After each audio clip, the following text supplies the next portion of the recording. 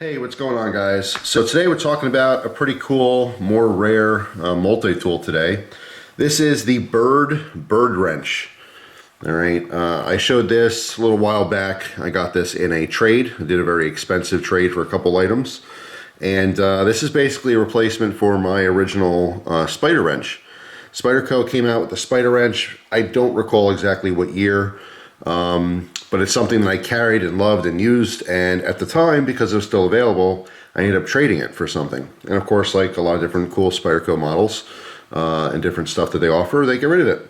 And then what happens? It really climbs in value. This is a very expensive, very hard to find multi-tool now, right? Now, originally I had the SPYDERENCH. This is the BYRDRENCH. All right, so if you're not familiar, BYRD Knives, BYRD, that is Spyderco's sister company, and that's basically their budget stuff, okay? They're more affordable models as opposed to the main company, right? So, I mean, essentially it's very, very close, extremely similar in overall design, just has a couple different differences. The original MSRP for the BYRDRENCH was $109.95. Right now, who knows? Who knows what you're gonna pay for this? $200, $300, $400 and up. It really is very hard to find now. This model here has a 8CR13 MOV blade on it, okay, because it does incorporate a knife, of course. The original SPYDERENCH, all right, had AUS 8 in the blade. This BYRDRENCH has an 8CR13 MOV. All right, this one is made in China, and the SPYDERENCH was made in Taiwan. So, I mean, it wasn't like, the SPYDERENCH was the US version or anything. They were both made overseas. But the SPYDERENCH was $134.95 originally as well. So, in my opinion, I think in just seeing the secondary market, although it's extremely rare to find these, it's even more rare to find the SPYDERENCH. Okay, so that is the quote-unquote better version of this, but they both essentially work the same. So this is a very interesting multi-tool. All right, so again, while this is closed, you have the option of just opening the knife, so you have just the knife blade. All right, trademark, bird kind of eye opening hole there. All right, this is a lockback, so I press the lock to close it. Now, besides the knife, there's two major tools in here. Okay, we have a pair of pliers as well as a crescent wrench, as well as there's some bits here. So you have a lot of different combinations to actually use this in the real world. And there's a lot of different scenarios where you would use this. In fact, when I actually had my Spyderco SPYDERENCH, I carried it and used it when I worked at Walmart. If you don't know, I've said it in a past video, I worked at Walmart when I was like, I want to say maybe 19, 20, something like that, but it was around Christmas time. I wanted some more cash. I worked overnights, and it was basically stocking shelves and unloading trucks. And I did actually use this tool quite frequently because we had to take down shelves and put more shelving up.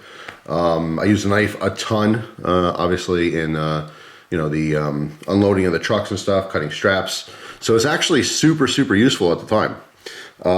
So how this works is these come apart. Okay, they separate. It's kind of held together by this file. There's a file in here and the tip pokes up just a little bit and there's a hole right there. So that almost works like your detent. But this one's pretty light. It doesn't take a lot of pressure to open that. In fact, when I'm using the knife and you want to just open the blade, it opens the handles too. If you notice in the beginning, I kind of held that to get the blade open. When I had the original SPYDERENCH, that stuck up a little bit more and it was more of a crisp, like snap shut, and it took more pressure to open it. Okay, so it could be, devil's in the details. This is the cheaper version. It seems like just slightly less quality than the other one, but it still functions the same. So yeah, this comes apart and we have our regular pliers here. All right, you can see how this is rotating because that's part of the knife. This actually comes out once it's sideways, okay? But you can see, hopefully under the pocket clip, there's two circles there. So what you want to do is once this is sideways, you slide it over to the other circle, okay? And then you have your regular pair of pliers, all right? If you wanted to, you can take this off, and then on the back here is a bit holder, all right? So the bit holder, obviously, there's bits inside the frame here. To get to those bits, you pull down on here, there's a spring, pull down on this file and pull it out. Okay, that's what's keeping the bits from falling out, which is very smart design. Let's say I want to get this Phillips head bit.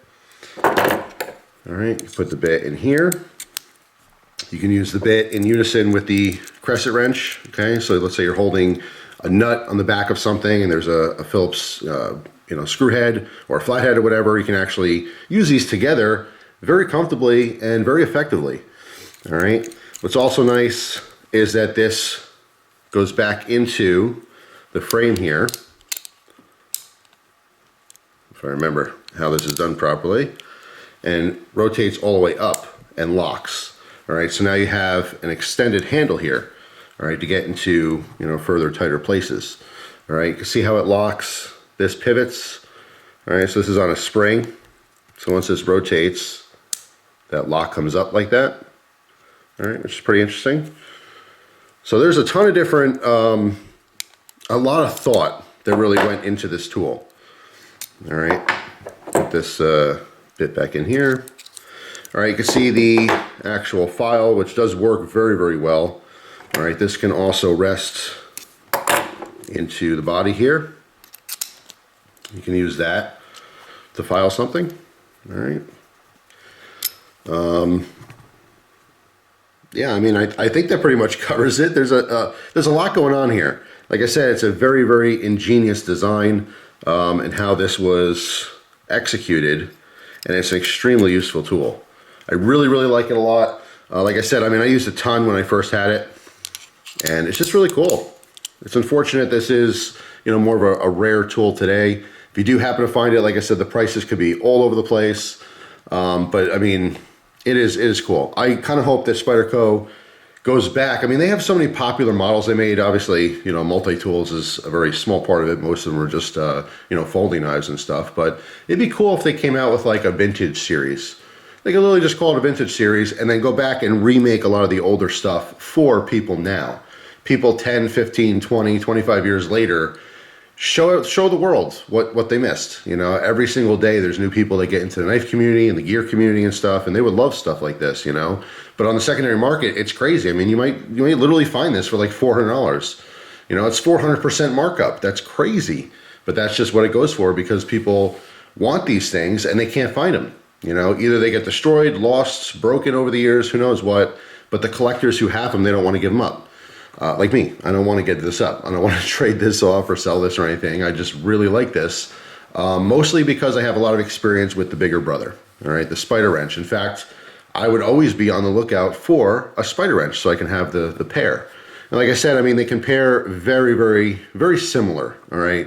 You can look up pictures, stock pictures of the SPYDERENCH to see the slight differences, but the main one is the blade steel, an AUS 8 upgrade from the 8CR13 MOV. All right. This whole thing weighs 8 ounces. All right. The actual blade is 2.5 inches long. Okay, just in case you're curious. And the close length is 4.5 inches.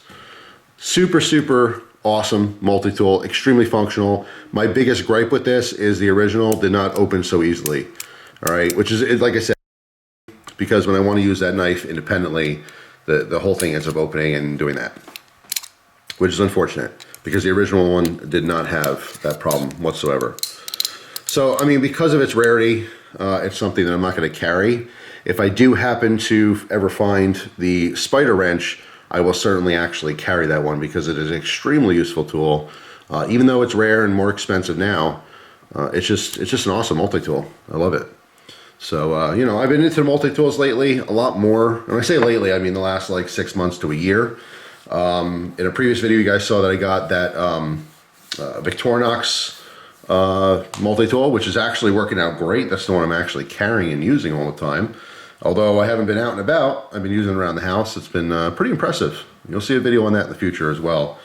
This is more of like a rarity and a collector's piece. But like I said, it is super, super useful. If you happen to ever pick one of these up, or if you know someone who has it, if you ever see it at a flea market or something, it is real. Sometimes people will see older model Spydercos or Benchmades or Kershaws or something, and they're like, wow, this is a clone, or this is a fake, or whatever. There's a ton of stuff that was made over the years and a ton of stuff that people have never seen before.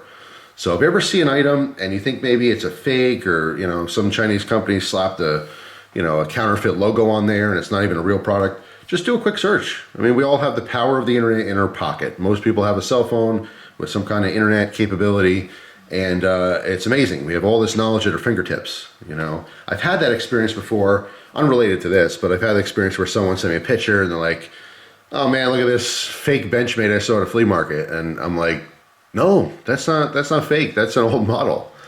That's worth some money. And then they're like, oh man, I had no idea. I thought it was a fake. I'd never seen it before. Yeah, there's a ton of stuff out there. I have seen thousands and thousands of knives, but guess what? There were millions of knives made. I haven't seen it all either. There's plenty of stuff that I might come across and have no idea about. But like I said, I just do some quick research. We have the capability of doing that. Some awesome technology. But anyway, just wanted to throw that out there for all the people who have never seen it before. Let me know down in the comment section, do you currently own and or use a Spyderco SPYDERENCH or the BYRDRENCH? All right, again, this one is a B415P. That is the model number in case you want to try searching for it or you want more information. And BYRDRENCH, well, you can see it in the title. That's how it's spelled, BYRDRENCH. The original SPYDERENCH or Spyderco SPYDERENCH, that was the T01 model. All right, and you can find more information directly from Spyderco's website. They still have all the original specs and stuff on both of these. So thanks for watching, guys. I'll see you tomorrow with a brand new video. Take care.